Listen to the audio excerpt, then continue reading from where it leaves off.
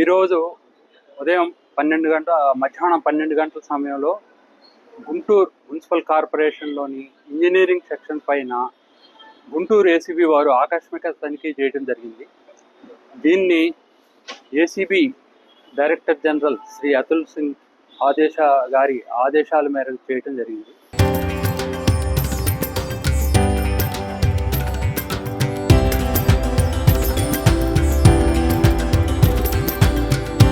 తరతరాలుగా తరగని స్వర్ణ బంధాలు మన మానేపల్లి జ్యువెలర్స్.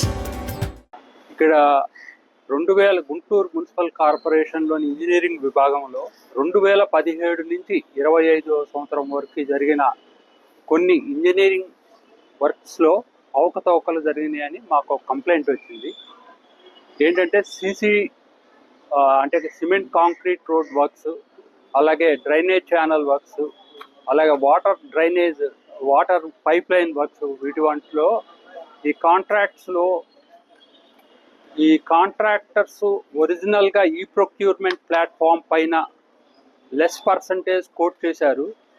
కానీ రికార్డ్స్లో దాన్ని ట్యాంపర్ చేసేసి కాంట్రాక్టర్లకు అనుకూలంగా కొంతమంది ఇంజనీరింగ్ విభాగం అధికారులు ప్రవర్తించారని, దానివల్ల గుంటూరు మున్సిపల్ కార్పొరేషన్కి ఆర్థిక నష్టం చేకూరిందని ఒక కంప్లైంట్ మీద ఇవాళ సర్ప్రైజ్ చెక్ చేయడం జరిగింది.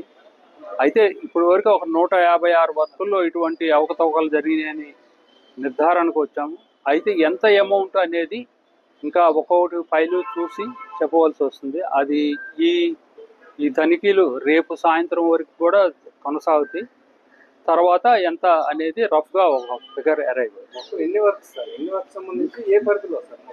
అన్ని గుంటూరు నగర పరిధిలోనండి. 156 వర్కులు గుంటూరు నగర పరిధిలోనే వివిధ ప్రాంతాల్లో జరిగినాయి అన్నమాట.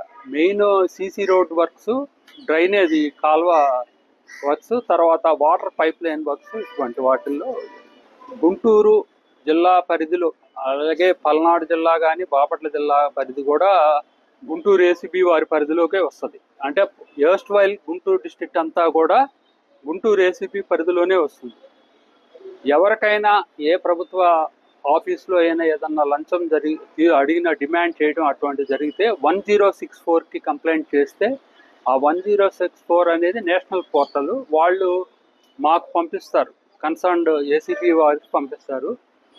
ఆ 1064ని ఉపయోగించుకోవాల్సిందిగా ప్రజలకు కూడా విన్నవించుకో.